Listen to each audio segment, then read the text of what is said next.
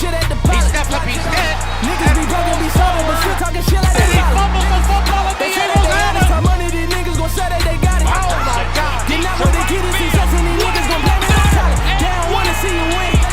They don't wanna see the race. You don't wanna see a bitch caught up in the stars like she out of space. Mention that they kinda at the mention and I'm running out of space. Here we go, back with another episode of City of Brotherly Love Sportscast. Your co-hosts Dylan and Blake. As always, if you haven't yet, hit them likes and subscriptions, comments on YouTube, Spotify, Apple Podcast. You guys ran that shit up this week. We ended up getting like 17 new subscribers on YouTube. Doesn't sound crazy, but sounds fucking dope to us. But just like we mentioned last week, now I'm going to say at the beginning, let us know who wants to be a guest on this podcast. We think we're going to get it started. We think our first guest is going to be, so shout out to Heart of Philly, Gray's Designs. That's the new thing he's got going. I think he's going to be our first guest on the show, so he can, give his idea and plans, show you guys his shirts, the things he's got going right now, and then throw ideas at him, throw ideas at us for guests and what you guys think we should do. You have anything else to say on Shane and Heart of Philly, Blake? And just he did actually mention a good idea though, but his Gray's Designs, more his stuff he designed. So if anybody needs a design, he's the guy to hit up. He designed our logo. He even did even though like it was more like picture editing with our figures on our other logo, he did all that work, even if it was just him doing it. So he can make some dope shit. He can draw some dope shit. He comes up with a lot of great stuff in the Heart of Philly work. He's been doing a lot of good stuff. When we bring him on, we're going to show you guys a shirt he's making. It's for Philly sports team, obviously. And then his good idea was, I should have told you to add this in before the show. So even if you guys don't listen on Apple all the time, and I don't know how YouTube works, even though I upload on there, if you guys just leave, because I think this will pump us up to even like random people to follow us, leave like you left feedback on our podcast. My boy Tom, you met Tom, yeah. He left feedback and a 5-star rating and a review. So even if you guys don't leave a review, just at least like go rate it, like, because I think we're like 11. Like for a while we were like, in the beginning we had like 4 or 5, and then we went up to 11 real quick, and then it just stopped. Like nobody else is reviewing it. Like I'll review our own pod, but I want random people to review it or followers. So if you guys can do that, bump us up. Even if you don't listen, dude, just go. Even whether it's Spotify, Apple, just bump it up. Just review, do whatever. I don't know. Just do it. Just do it. Just run it up. You don't have to watch. Just do it. Run it up, and and for the people who are listening every week, you guys are the shit. It's a week by week thing for us, whether we become big or not, we're trying to do good. Just like give you guys something to talk about and listen to each week, because it's our pride and joy talking about Philly sports. So we enjoy it. We hope you guys enjoy it. So just let us know, throw that feedback, reviews, everything, run that shit up. And, just let us know what you want us to do. So, with that, this week we're going to talk a little bit about each team. Our biggest topic this week is going to be the Flyers, so we'll go right into it with the Flyers. Our biggest thing is, for one, to me, they're in the toughest division, but their inconsistency is unmatched right now. They're sitting in 5th place in the division, but they do have them and the Bruins both have 2 games in hand. Just the Isles, Bruins, Caps, and Penguins are just playing good fucking hockey right now. All 4 of them. I feel like they don't play each other at all. They're both just climbing in the standings. I was about to say they literally haven't. Like I think the Isles and Bruins played each other recently, but it might have been like 1 game. But like, yeah, dude, I feel like none of them are playing each other. Like it doesn't even make any sense to me. So it'll catch up. Yeah, you're gonna see teams because they're gonna have to beat up on each other. I feel like we're beating up on we're either getting beat up or beating up on the tough opponents so far this year. So it's a pain in the ass. It really is. I don't really know what to say. Like the inconsistency is it's like a big question mark. You got, the D-line is just god awful. Carter Hart, he's in his own head. I was just saying last night, he's probably not a mental case. And then I watched his post-game interview. He looks like a fucking mental case. He looks like he looks like Ben or Wentz right now. You're seeing a sports psychiatrist since you're 12 years old. You got your problems. When everything's going good, it's going to be good. But I'm not worried. His numbers are bad, but Marty Brodeur's numbers were like similar to his. Patrick Waugh's numbers were similar to his. They weren't Dominic, this young.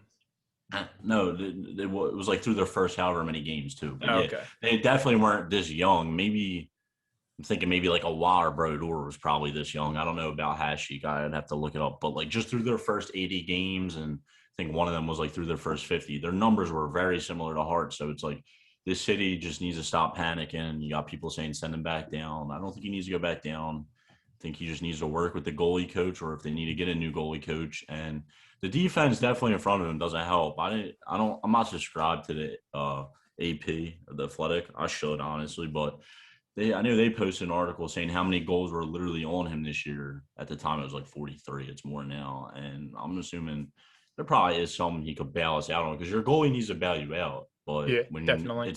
when it's constant one timer after one timer and you're going side to side, it's just like, what are you doing, dude? Like Yesterday was there's a good time to pull him.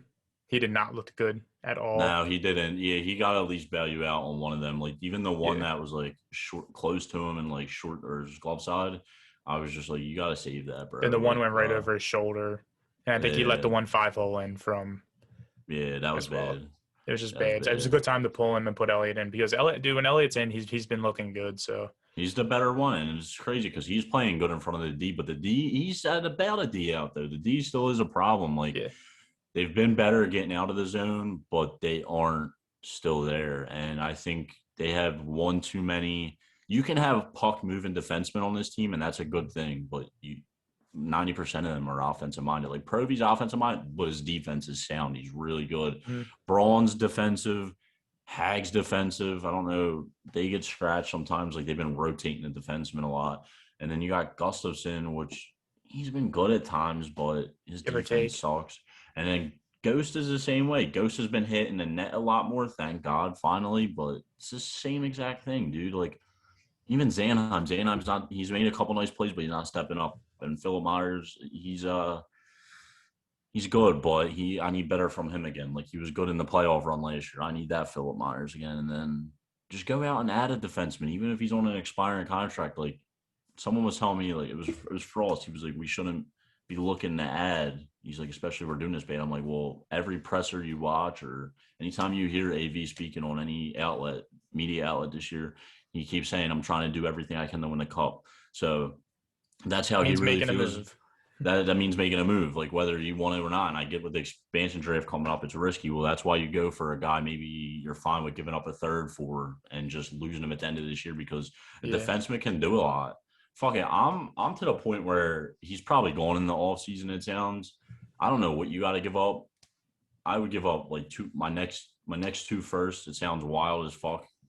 And I would give up probably like Lawton and one of our young defensemen not named Provorov for Jack Eichel at this point. It won't happen, but he's going somewhere. He's not staying in Buffalo. They're about to have another fucking top 2 pick in their shit. Like they're bottom of the league right now. Yeah. You would think like after they got him, everything was trending upwards for him, but no. He looked, I mean, even in the games against yesterday, he looked good. He looks good. He's not scoring a lot right now, but he's usually like I think he's always around like 30s. I think one year even hit 40 goals. Like he has a nice shot and everything. So, I mean, I would take him. I don't know if the Flyers would ever be in on him. I think they would kick the tires, but it would just be you have to kick the tires on any name that pops up like that.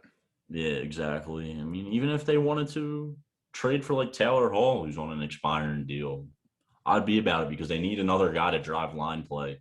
Like G's actually done well the last couple of games. He sparked the one comeback against the Pens, and then people are always hating on him. And then he scores last night, and then on an important power play, and then we get the goal later. Or no, I think was it a power play? I'm not sure.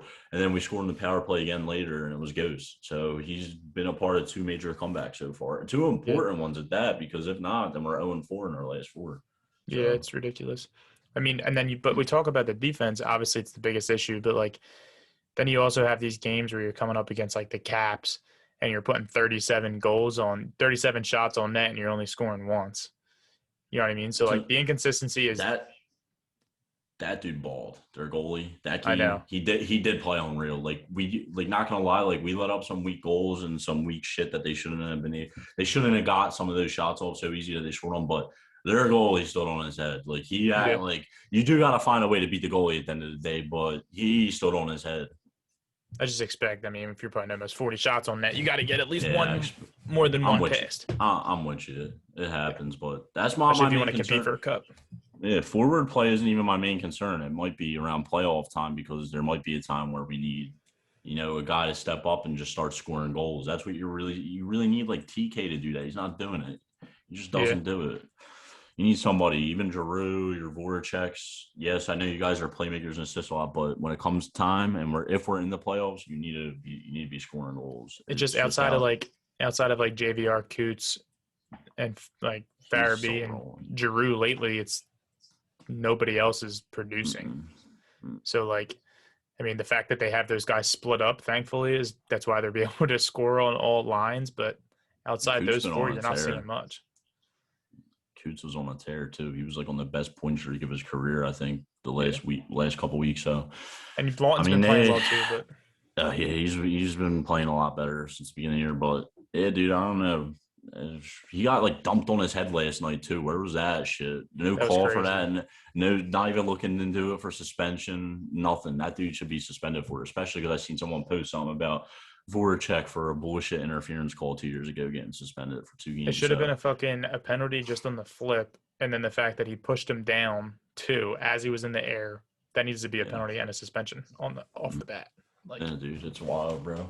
So I mean, I'm frustrated watching these games just like all the other fans, and I hear what some of the fans say because they've been alive since the beginning since they've been established. Basically, where they saw both cups. You got like all the boomers. I'm gonna call them boomers, like all the old heads.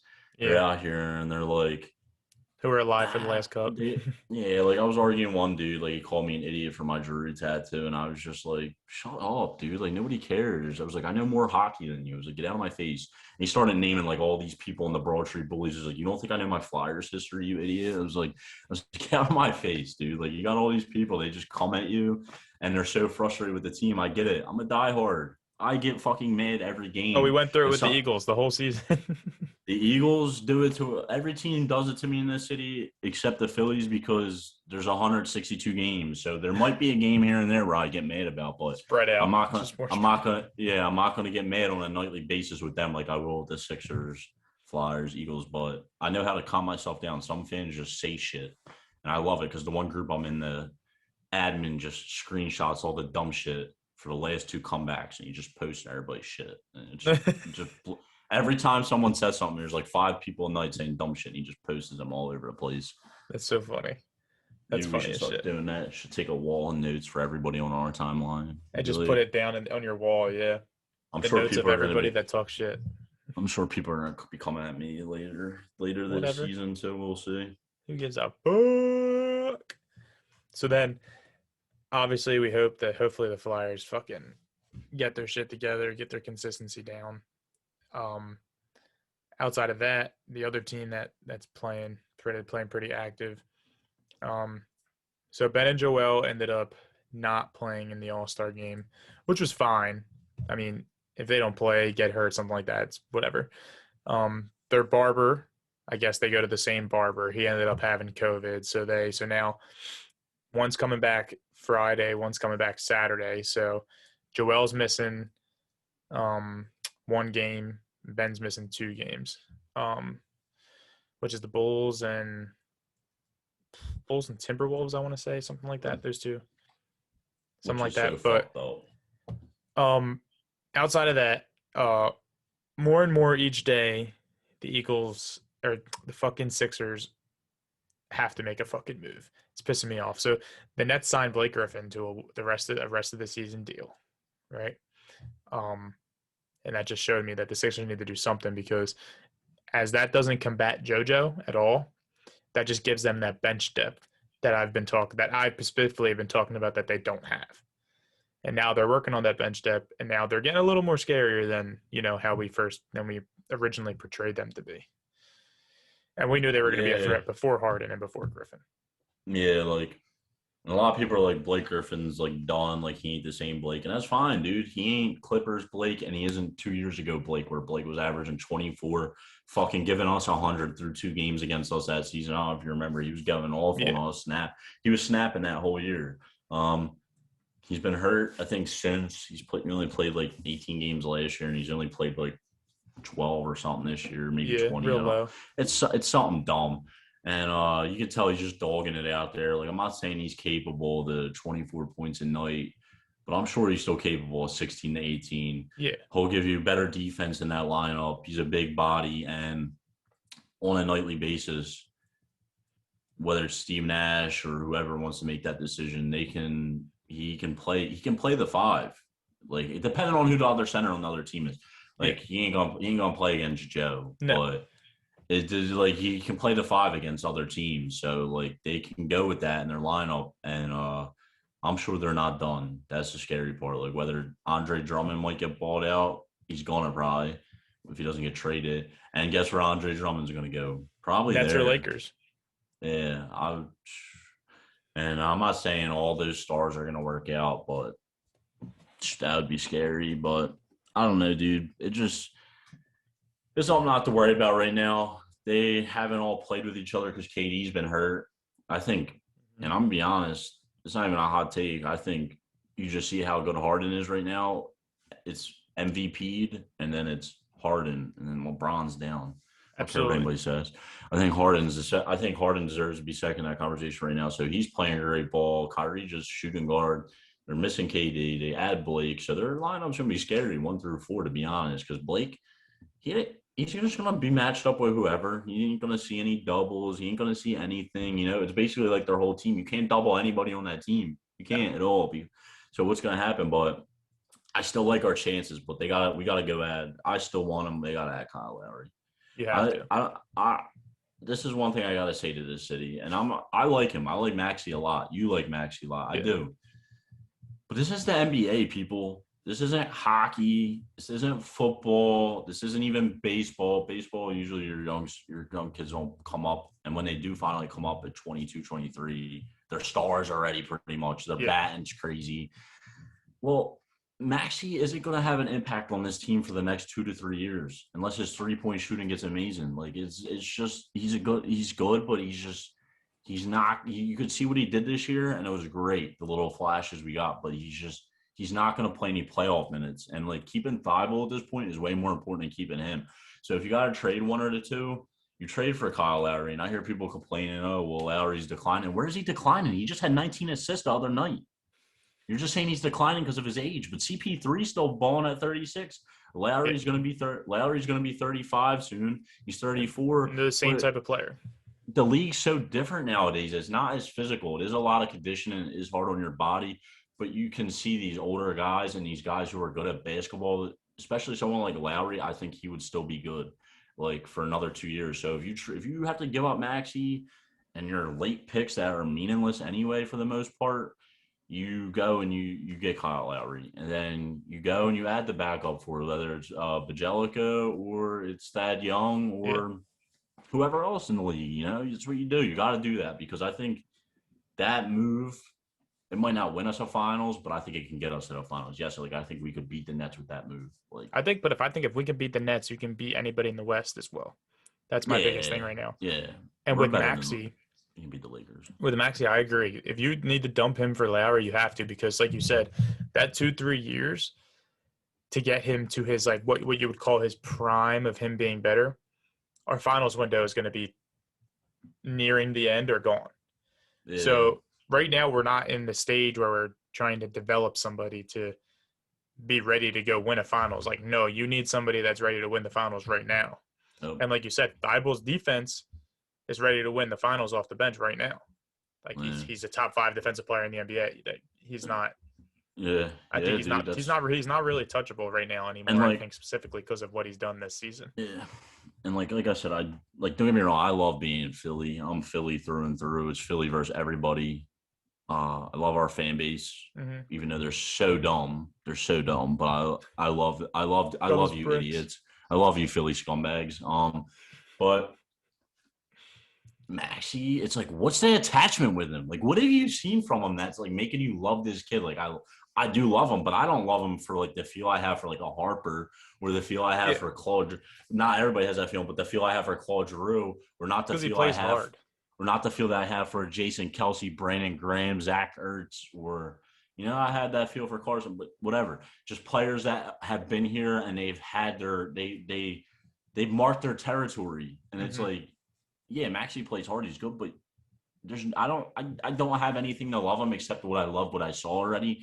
But he's not, like Doc's already showed me, he's not going to play in playoffs, and he didn't even play a minute in the Utah game the other night. He didn't play a single minute. So it's like, I get it. I want to keep Maxey. If you can keep him if you can keep him and get Kyle still without giving him or Thibault up, all for it. But you're probably gonna have to give up a young player, dump some cap, and give a pick. And it is what it is. Like, I want Kyle. I want him. Yeah.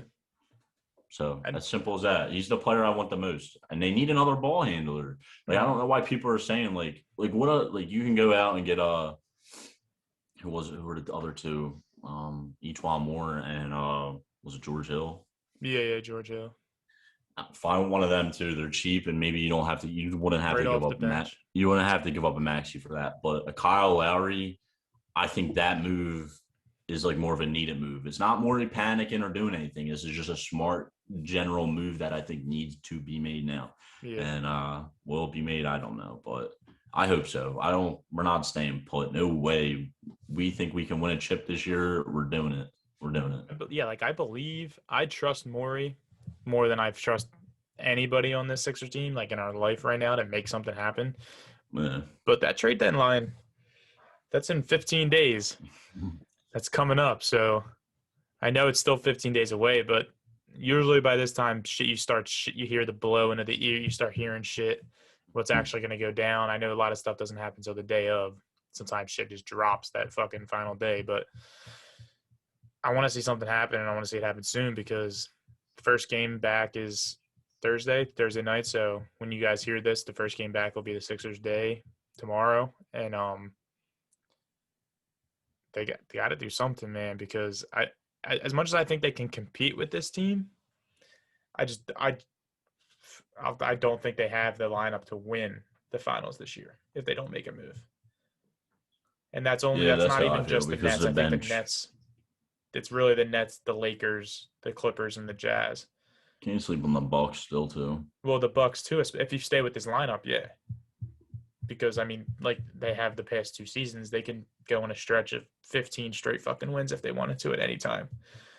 So, I don't know. We'll see how it goes.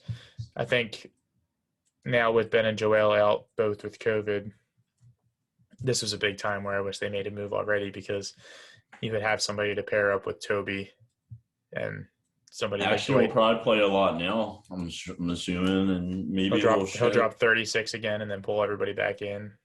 Yeah, maybe, but it is what it is. They got to make a move. We're good. And Embiid is having not just an MVP season, but the season he's having is historic. Like, absolutely, you never seen something like this from a big before, and you got just because of him alone, you should be all in the win this year, because the way he's playing, it's like even on the nights you slow him down, he's giving you 20. Mm-hmm. That's his bad night. That's how scary good he is. That's a bad night for him. And that's what it is for any MVP. But he's that dude, he's going on the court, he's getting his no matter what. So absolutely. It's just he's getting his 8 to 10 a quarter. Easy. Yeah. In the first 5 minutes of the quarter. So I mean, outside of that, I'm ready. I'm excited. Second half of the season starts tonight. When you guys hear this, to get hype, get ready, because that playoff train's coming for both the Flyers and the Sixers. So be ready. So the Phillies now. We're going to talk a little bit about the Phillies and the Eagles, but the Phillies, dude, I'm fucking pumped. Opening day is April 1st. Trying to get some fucking tickets, but they're $250. 200. It's only fucking 400 or some shit like that. It's crazy, but they look not amazing, but they look very good down in spring training. And you can't really base it off because you got 3 starters playing a day. But Bryce Harper hits a home run in his first at bat. Right back. That's dude. MVP season coming. We called it. Hear that shit out. Alec Bomb's a fucking stud. Alec Bomb's fucking balling. But my biggest thing is his bullpen, bro. His bullpen throws fucking heat. They have, I think they said 4 pitchers throwing 96 plus. 2 of them are hitting 98, and Alvarado hit 100 on the fucking gun. So Archie Neris and Alvarado, people are piping them up, but then Brogdon, I think, and then that JoJo Romero, the fucking Red Bull guy slamming the shit on his arm last year. Like, the dude that was your number 1 pitcher in the bullpen last year is now your 6th pitcher in the bullpen. So I'm pumped. And then I know you want to talk a little bit about the Odubel Moniac fucking battle. Yeah, bro, because you know me. That shit's sick. I'm not going to sit here and call Odubel my guy, but he's my guy. Like, he was my guy before that. Like, I don't condone what he did. Like Bryce said, like, he came out, said it, he's like, it's not for me to say anything. Like, I don't condone what he did. That's something between him, and I'm not religious, but Bryce said it's something between him and Jesus and whoever. But, like, I'm not saying everything he's done so far just makes everything he's done okay. But if he really has changed and he's really doing the things to change, you know, everybody deserves a second chance in this life. Unless you kill somebody, like, you deserve a second chance. Like, people act like they're so perfect, and I get like it's a privilege to play a sport, but it's like we hold these people to such high standards. Like whether it's your Harpers, your Mike Trouts, anybody in this world. Like, if they make a mistake, they're held to such a, like, if LeBron made a mistake, he's held to such a high standard. Like, and it'd be all over the news and shit. Yeah, like, I get it because they're role models and our kids are looking up to these guys. I get it, but nobody's perfect in this world. Like, nobody, like, people are sitting here and like, who are you? Like his girlfriend or wife or whatever, like, didn't even press the charges, which stupid on her. But yeah, who are you to like jump in their, whether it's their marriage or relationship, and speak on it, because you don't know what goes on in the relationship. So with that being said, I think he deserves a second chance. I hope he plays good like he's been fucking raking, and I love it. The best hitter on the team. And well, I think Moniac's at like a 400 average. He's at like him and Moniac are the top 2. Yeah, Moniac. He has 3 more bats than Moniac, and he's at a 333. And Moniac has 1 more home run. I don't know the RBI difference. I think he has a couple more RBIs than Odubel, but Moniac has 9 at bats, 5 hits, 2 homers, 5 RBIs or something like that, and he's batting like 444. So, I mean, it's going to be a tough decision. It's going to be like, what does Girardi want? Is Moniac ready for the next level? I think maybe he is.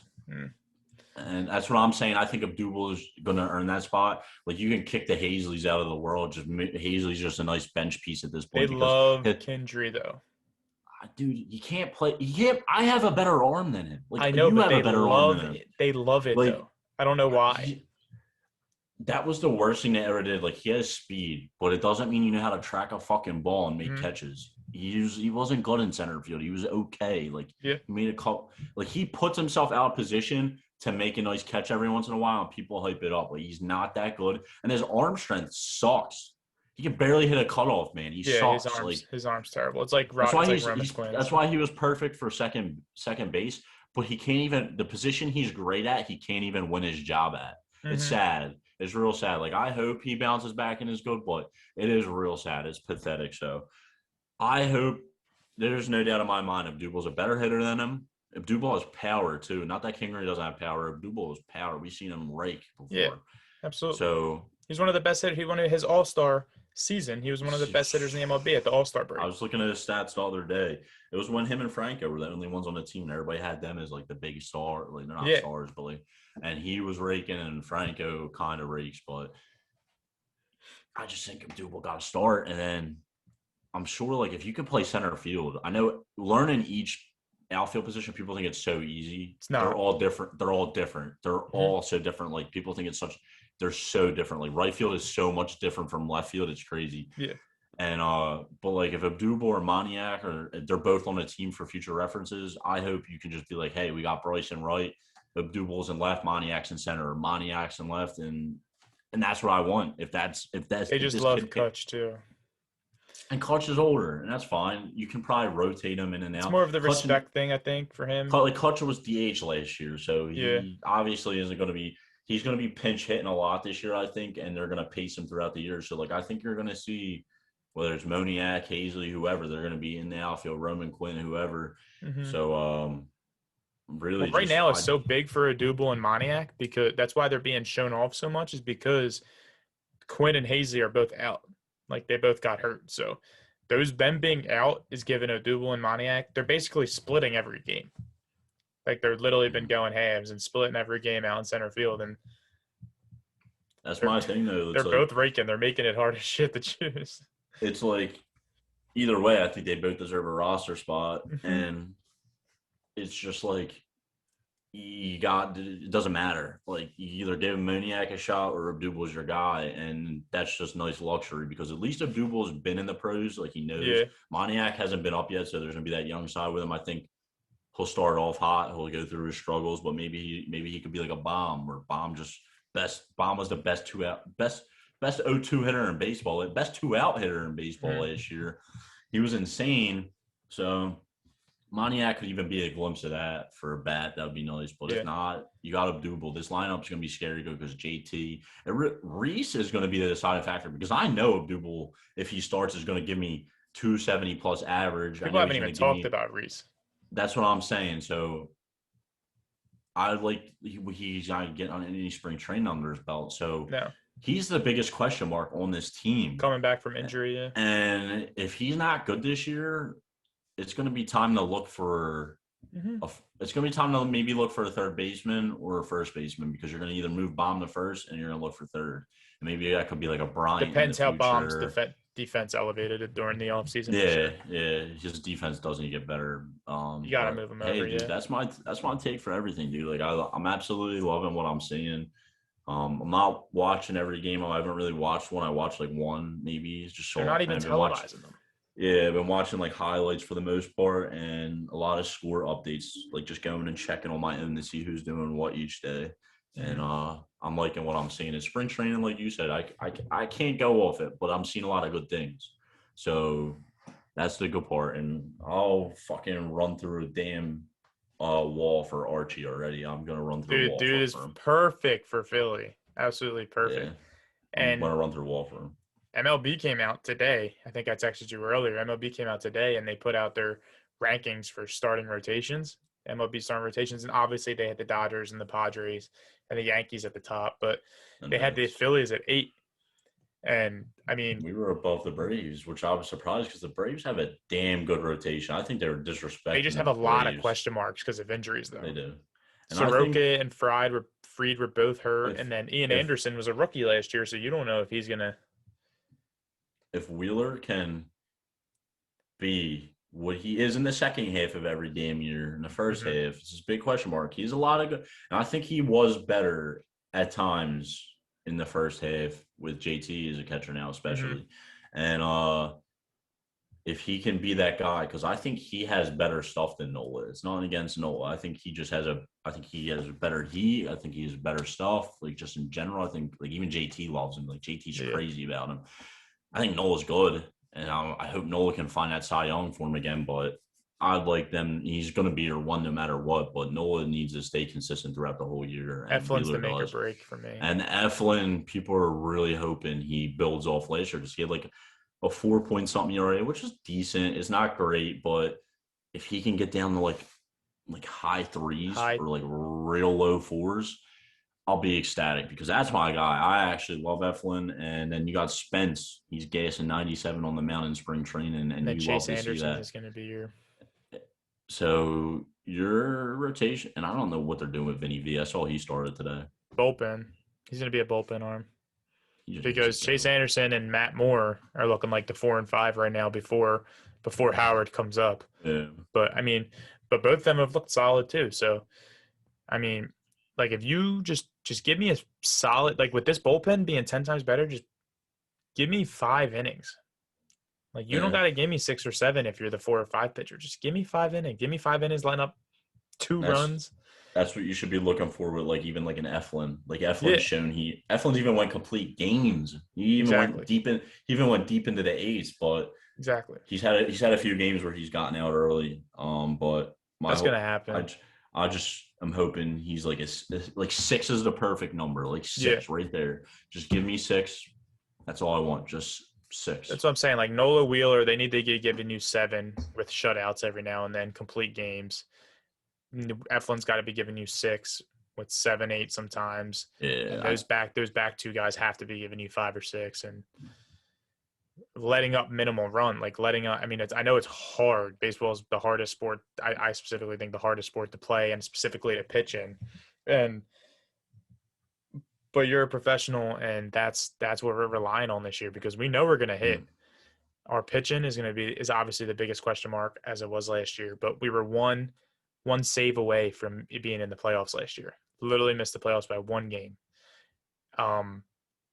So if already the bullpen's that much better, and if they're hyping up our starting pitching rotation that much, and that's coming from MLB scouts and high end people, I'm telling you, this team can compete. I don't know if they're a championship competition, but they can compete for a wild card spot for sure. And I would call it right now that they end up making the playoffs with a wild card spot. Phillies 100%. We're And going Bryce to Harper for MVP. We're going to our division is going to be really close.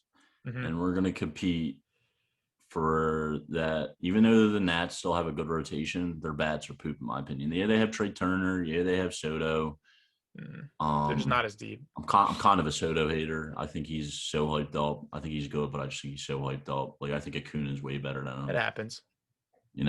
But I think it's going to be us and the Mets, and really the Nats, but I think the Nats are that odd man out. And I think it's going to be us and the Mets, and I think the Mets are going to choke per usual, and I don't care who they have. And then we're going to be fighting for that second spot. But, hey, maybe this team surprises you, and we're right there with the Braves because, like you said, the Braves are a real good team. They have real good bats. The Braves are pretty deep, but where they're real good is like 1 through 5.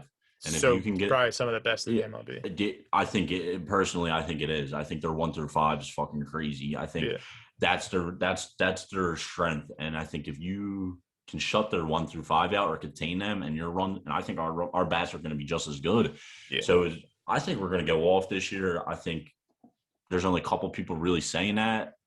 Us. And I think, and a lot of people do think we're going to be right there fighting for a wild card spot, but I think we're going to surprise a lot of people this year. And I think are we going to be ready to win a World Series? Overhyped. Probably not, but yeah, they are, dude. It's because they arguably have the best 1-2 in all that MLB. Like, I don't care what anybody says. Like, you have DeGrom, best pitcher, and then you have Thor. Thor can start on most teams. He's your ace on most teams. So I think. And you still have Stroman too. Yeah, my last Phillies point, and then we can go on to whatever you say. Whatever. Someone said the other day, and I think Dombrowski came from the Red Sox organization, and I know he just got Tommy John. I'm sure he'll still be able to gas, and I'm sure he'll still be lights out, and he'll be even better in the NL. Go out and bring Chris out here. Bring Chris out here. Nice lefty off the mound. He won't, and he probably won't even. He won't be your 1 or 2, or maybe he goes your 2, and Wheeler goes your 3, depending on how he is. But god damn, we need a lefty too. If they're competing at the trade deadline, they're going to look to make a move like that. Boston's going to be in a rebuild for a while. Yeah. They'll get back to their ways again, I'm sure, eventually. But just because of who they are. Man, yeah, they're going to be in a rebuild for a while. They have some good youth over there, and they have some good talent, but they just aren't. They aren't winning. They aren't winning again. They got prospects from the Mookie trade and all that stuff. They kept fucking JD Martinez over Mookie, which is mind-boggling, but whatever. They still have pieces. They still have JD. They still have Devers. They still have. They honestly have the best. I know I call Frankie Lindor the best shortstop in the game. They probably have the best shortstop in the game, and that's not Bogarts is Xander Bogart. He's not as flashy as everybody else, but he bats like 300, and his glove is insane. It's him Lindor, Tatis. We'll see if Tatis takes the shortstop crown this year or not. Yeah, guess we'll find out. But our last topic for the day, I think, is just something we could just breeze over a little bit. But so Lurie came out and said that he's all in on Jalen Hurts at QB. So my biggest thing right now is I guess I got this off Twitter. Is Jalen Hurts the guy? And we both have the same take on it. We don't think he is.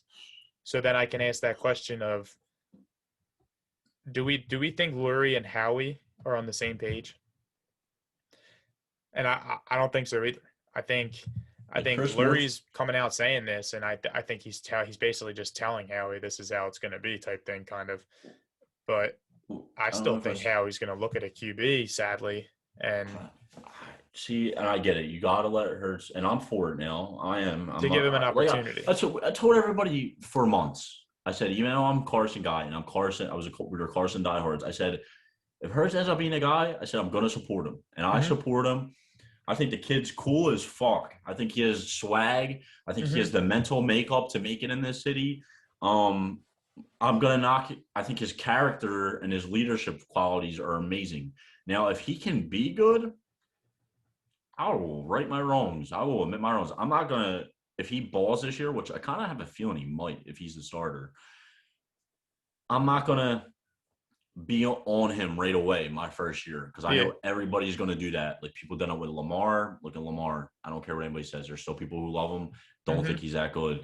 You know, people do it with QBs all the time, year one, and then they suck year two. Or when QBs suck their first few years, they don't give it time. Like I think there's QB, like look at Josh Allen. Kid's incredible now. And people hated on him the first 3 years. They're like so dookie. Like you got to give everything time, and one good year isn't going to put me right on his back. But I love everything about him. Like I was listening to his interview with Schefter the other day.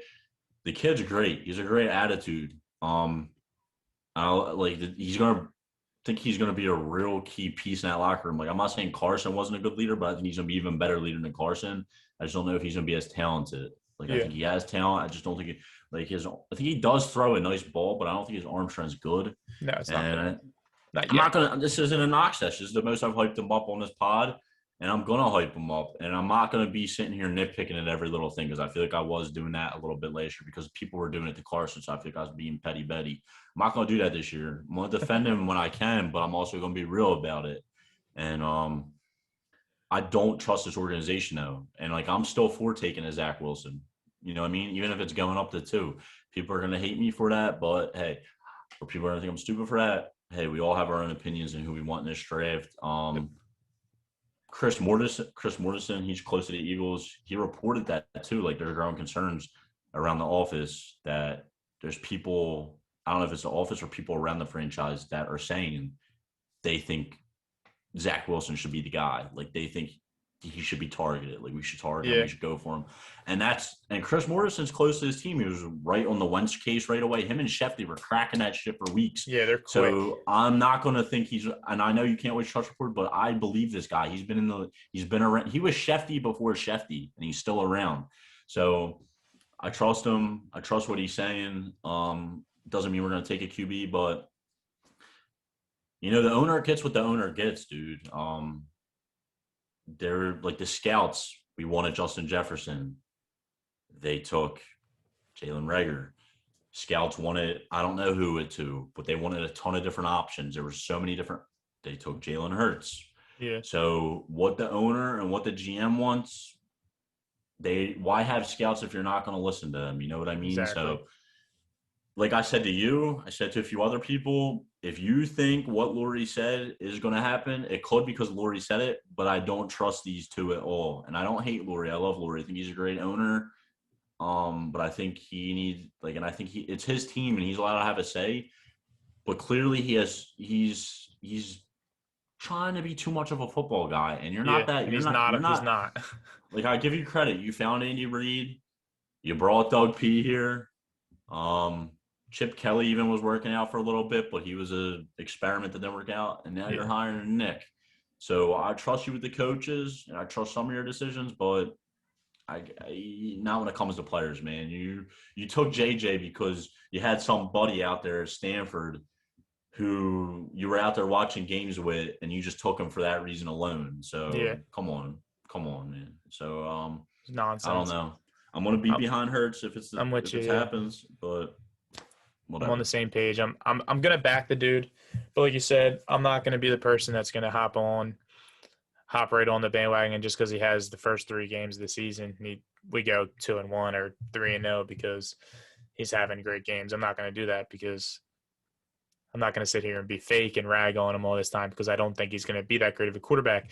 Like you said, I think he's a great person. I think he's a great personality, could be a great locker room presence, but locker room presence doesn't always doesn't change into skilled sometimes. Like it doesn't happen overnight. He's got to work on those things, like not running right after your first option, like just the little things that can make him into a better quarterback. Do I believe he can be a lot better? Absolutely. Because I think like you said, I think he has that work ethic to be better. Yeah. But there's a lot. Like when you've been that type of quarterback for your whole life, it's hard to change like that, especially when you know your legs are your capability and your best side of your game. So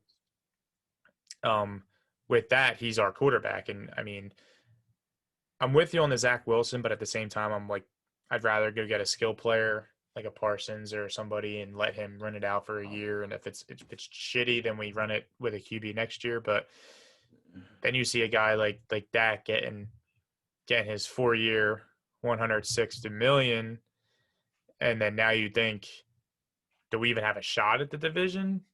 Or is Dallas going to be now that Dallas, I believe, is that shoo-in to win the division now this year if he comes back the same player? I think they're the shoo-in to win the division. But even when their offense was going nuts last year, their defense is still trash. And now they don't have money.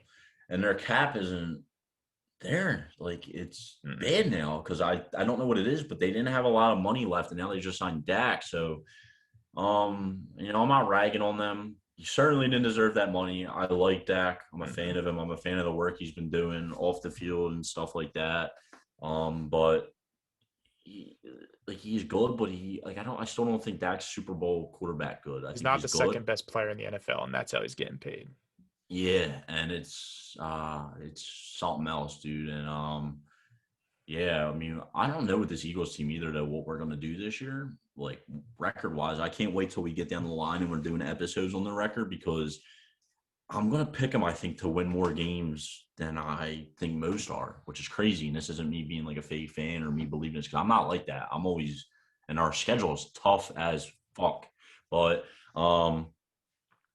dude, like Hurts is working with Pat Mahomes' trainer too. Apparently he's worked with him before. I think his name's Quincy Avery. So – they're saying, we're going to see. We're going to see what this kid's about. And, maybe they take Kyle Pitts. Maybe they take Jamar. Maybe they take Devontae. Dude, maybe they take Jalen Waddle. Did you hear what he was saying on that? I saw that. He's listening to Adam Schefter podcast, and they were like, well, when Ohio State, when all these players were coming out, they were saying, who do you think the best player coming out of draft or best receiver? And all the scouts had this guy, and all the Ohio State people were like, no, this kid, Michael Thomas. And look who was right, the player. And now he's saying Jalen Waddle. And, hey, Howie might have heard that, and he might be like, fuck it, we're taking Jalen Waddle at 6. And I'm like, the dude was better than Devontae Smith before Jalen Waddle got hurt. I don't think so, but, hey, maybe. They're different players. Yeah. So apparently he's I guess he has hill speed, apparently. Yeah, he's fast as shit. But, so, I mean, to move on from that, we don't have much to really talk about the Eagles, but we'll see how it plays out. Dak got the money. Don't think he deserved it. Hurts is the quarterback for now. So from there, instead of doing a hot take this week, I'm just going to throw it out there to end this episode. Let's do there's going to be a Bailey special. Because she's in the camera, but she's ready to eat. That's why I'm gonna do a hot question this week instead of a hot take.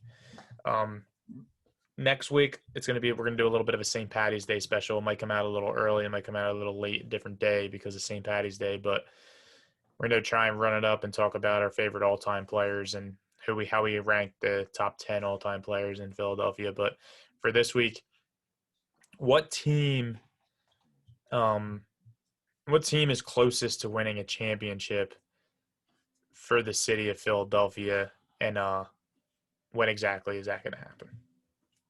I think the Sixers, and it's for the obvious reasons. You have the best defensive player in the league, and he's a great point guard. And then you have the best big, having a very historic MVP-like season. And then They just need shut up. And then you have the big who's doing it. And you have the big who's doing it. And they just need to make that move, like we said. And they'll have a couple years to win. And that's that. I think the Flyers are close, but I don't know if it will ever happen because their window is very brief. And I think the Phillies aren't as far off as people think, even though I did have them far away a while ago. But Yeah. I think it's definitely the Sixers. I would love to say Flyers, but it's Sixers. I agree. I think it's definitely the Sixers. Like you said, I think when you have the MVP and the defensive player of the year on your team, you're going to compete. When you have a top 5 coach in the NBA, you're going to compete. Yeah. And when you have depth that can shoot, you're going to compete. And like I said before, I think they're the closest because their window is right now. And the thing is with them is I hope it doesn't stop because that window is going to go quick because our best player is a big man and he's really only going to be the best player in the NBA for probably 2-3 years. You know what I mean? So that window's got to be now. And I'm hoping they can really pull one out because if they can pull one out, maybe they can pull a second one out within 3 or 4 years within each other or something. You know what I mean? And maybe we can get lucky just like the old Sixers team did. Yeah, I'm exactly with you, bro.